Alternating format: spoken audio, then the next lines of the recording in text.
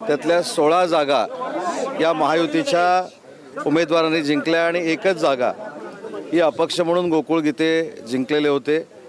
महायुतीचे उमेदवार नरेंद्रजी दराडे निवडून यावे यासाठी आम्ही सगळ्यांनी सांघिक प्रयत्न केले। त्याच्यामध्ये गिरीश महाजन साहेब असतील, मी असेन, दादा भुसे साहेब असतील, सुहासजी कांदे असतील, तिथले सगळे आमचे पदाधिकारी असतील। त्याच्यामध्ये मार्गदर्शन मुख्यमंत्री महोदयांनी देखील केलेलं होतं, शिंदे साहेबांनी देखील केलेलं होतं, तरी देखील आम्हाला पराभवाला सामोरं जावं लागलं। परंतु ज्या मिनिटाला निकाल लागला त्याच्या दुसऱ्या मिनिटाला गणेश गीते असतील किंवा गोकुळ गीते असतील यांनी एकनाथ शिंदे साहेबांच्या भेटीची अपेक्षा केली आणि शिंदे साहेबांच्या मार्गदर्शनाखाली नेतृत्वाखाली शिवसेनेचे सहयोगी सदस्य म्हणून तिथं काम करण्याची इच्छा व्यक्त केली। आज ते स्वतः एकनाथ शिंदे साहेबांना भेटले। एकनाथ शिंदे साहेबांनी महाराष्ट्रामध्ये केलेला विकास, महाराष्ट्रामध्ये केलेली कमिटमेंट कशा पद्धतीनं पूर्ण करतात यामुळं गोकुळ गीतेंना देखील साहेबांबद्दल अट्रॅक्शन होतं। ते अनेक वेळा साहेबांशी भेटलेले होते, बोललेले होते। किंबहुना दराडे साहेबांना उमेदवारी मिळायच्या अगोदर त्यांनी ही देखील साहेबांकडे मागणी केली होती की तिकिटाची मागणी केली होती। त्यांनी हे देखील मगाशी पत्रकार परिषदेमध्ये जाहीर केलं की ते भारतीय जनता पार्टीचे सक्रिय सदस्य नाहीत आणि म्हणून साहेबांची चर्चा झाल्यानंतर त्यांनी शिवसेनेचे सहयोगी सदस्य म्हणून काम करण्याचा निर्णय घेतलेला आहे माननीय शिंदे साहेबांच्या नेतृत्वाखाली आणि ते अतिशय चांगल्या पद्धतीनं भविष्यामध्ये शिवसेनेचे सहयोगी सदस्य म्हणून शिवसेनेला सहकार्य करतात। महायुतीच्या काही नेत्यांवर आरोप करतायत, 3 मंत्र्यांमुळे माझा पराभव झाला, तुमच्याकडे देखील नाशिकची जबाबदारी होती, त्यापैकी एक नेता म्हणून रोख तुमच्या। नाही, मी सांगितलं ना, नाशिकमध्ये मी संपर्क मंत्री म्हणून त्या ठिकाणी होतो, तिथं अपयश आलं त्याची जबाबदारी माझ्यावर देखील आहे, मी काही नाकारत नाही। परंतु किशोर दराडे साहेबांची नक्की आम्ही समजूत काढू। शेवटी माननीय एकनाथ शिंदे साहेब हे शिवसेनेचे मुख्य नेते आहेत आणि त्यांनी एखादा निर्णय घेतल्यानंतर आम्ही सगळ्यांनी तो मान्य केला पाहिजे। किशोर दराडे साहेबांचा जर काही गैरसमज निवडणुकीच्या बाबतीमध्ये झाला असेल तो आम्ही नक्की दूर करू, नरेंद्र दराडे साहेबांचा देखील दूर करू आणि भविष्यामध्ये सांघिकपणानं शिवसेना पुढे जाण्यासाठी आणि शिवसेनेची ताकद नाशिकमध्ये वाढण्यासाठी आमचे दादा भुसे साहेब असतील, सुहास कांदे साहेब असतील, या सगळ्यांच्या नेतृत्वाखाली आता गोकुळजी असतील, या सगळ्यांबरोबर काम करून विकासात्मक नाशिकला पुढे देण्याचा आम्ही प्रयत्न करू। गोकुळ गीतेंना काही कमिटमेंट दिली का?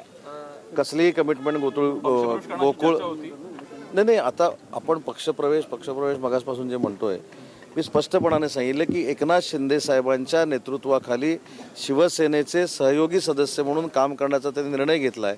याचा अर्थ आमचे जे 3 आमदार होते त्याच्यामध्ये यांची एक भर पडलेली आहे, म्हणजे आता ते सहयोगी सदस्य शिवसेनेचे होणार असल्यामुळं किंवा झालेलं असल्यामुळे आमच्या 17च्या 17 जागा आता महायुतीच्या निवडून आल्या असं सांगायला काही हरकत नाही। सर, पुन्हा संजय राऊतांनी टीका केलेली आहे आणि गद्दार आहे, त्यांनी खास करून ओमराजे हे तर नामचीन गद्दार। ओमराजेंना जे मी ओळखतो किंवा खासदार संजय पाटलांना जे काय मी ओळखतो, नागेश आष्टीकरांना ओळखतो, बंडू जाधव साहेबांना ओळखतो, वाकचौरे साहेबांना ओळखतो, हे जनसामान्यांशी नाळ जुळलेले शिवसेनेचे शिवसैनिक आहेत आणि विकासात्मक भविष्यामध्ये मतदारसंघ सुजलाम सुफलाम व्हावा या उद्देशानं जर ते शिवसेनेमध्ये धनुष्यबाण हातामध्ये घेणार असतील तर कोणाला पोटसूळ असण्याची काय आवश्यकता नाही। 4 वर्ष आधी 22 जून 2022 आणि आज 4 वर्षानंतर 22 जून 2026 या आधीचं ऑपरेशन टायगर आणि आत्ताचं ऑपरेशन टायगर, ऑपरेशन 3.0 होण्याची शक्यता आहे का? नाही, ऑपरेशन 1, 2, 3, 4, 5, 6, 7, 8, 9, 10 पर्यंत आम्ही जाऊ, त्याची चिंता तुम्ही करू नका।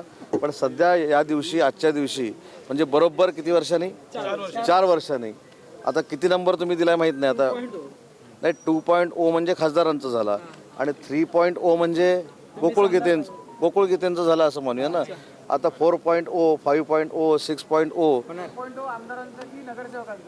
ते आता सगळं आजच नको शिल्लक ठेवू।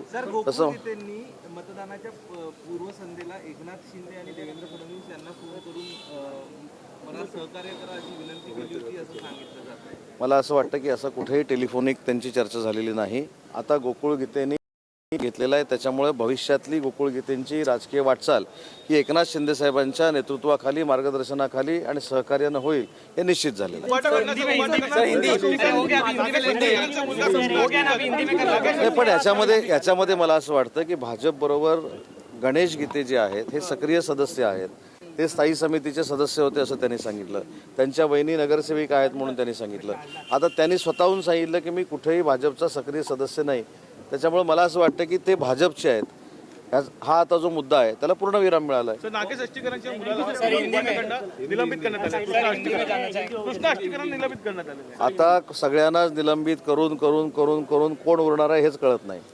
संजय पाटलांनी आता असं सांगितलंय की मला तोंड उघडायला लावू नका, मी काही नाही आलतू पालतू नाही आणि मी काय फुकटात तुम्ही मला उमेदवारी दिली नव्हती. मी काय कुणाला पैसे दिले हे मला माहिती आहे. माझं तोंड उघडू नका. आणि विधानसभा निवडणुकीत देखील मातोश्रीच्या आदेशानंतर मी 5 कोटी रुपये वाटले होते असं म्हणत दोन्ही राऊत बंधूवर टीका केली. नाही, म्हणून मगाशी असं म्हटलं की खासदार संजय पाटील साहेब देखील एक अनुभवी राजकारणी आहेत.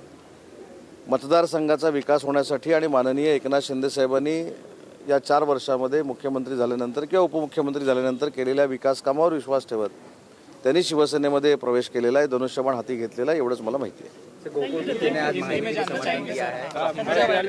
गोकुल गीते साहब ने आज शिवसेना पार्टी के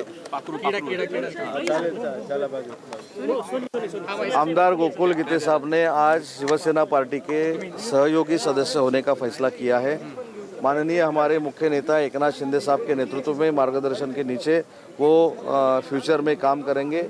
ऐसा खुद गोकुल गीते साहब ने प्रेस कॉन्फ्रेंस लेके यहाँ आपसे बयान दिया है. इसलिए मैं उनको शुभकामनाएं देता हूँ. और हमारा जो नासिक का शिवसेना का यूनिट है उसमें डेवलपमेंट के लिए गोकुल गीते भी अभी सक्रिय रहेंगे, ये उन्होंने खुद बताया है. पार्टी ज्वाइन करेंगे ऐसी चर्चा थी पर उन्होंने पार्टी फिलहाल ज्वाइन नहीं की है, क्या कहेंगे? नहीं, पार्टी अभी इसमें माननीय एकनाथ शिंदे साहब के नेतृत्व में मार्गदर्शन में और सहकार्य से वो आगे बढ़ेंगे, इसलिए वो सहयोगी सदस्य बन गए ना. तो इसलिए शिवसेना आगे जाने के लिए वो भी प्रयास करेंगे. कितने ऑपरेशंस अभी और बचे हैं? ऑपरेशन 2.0, 3.0 अभी देख लिया. कितने ऑपरेशंस और आगे बचे? एक ही दिन में 2 धमाके कितने महीनों में होने वाले हैं?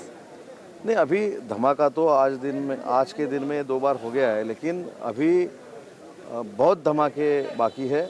और वो ऐसे धमाके नहीं है कि किसी को तकलीफ देने के लिए, किसी का मानहानि करने के लिए.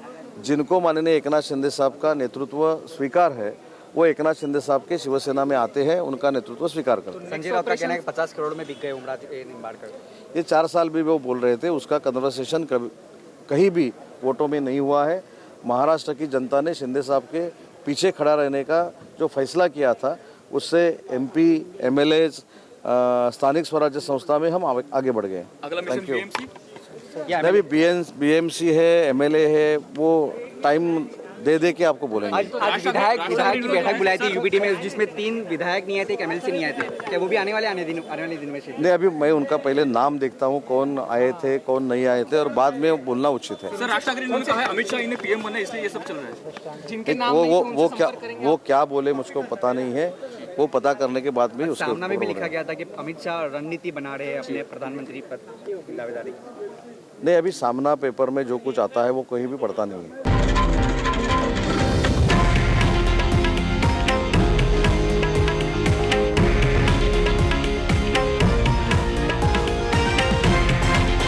हे आहे देशातील नंबर 1 न्यूज नेटवर्क आणि आपण पाहत आहात TV9 मराठी, एकमेव.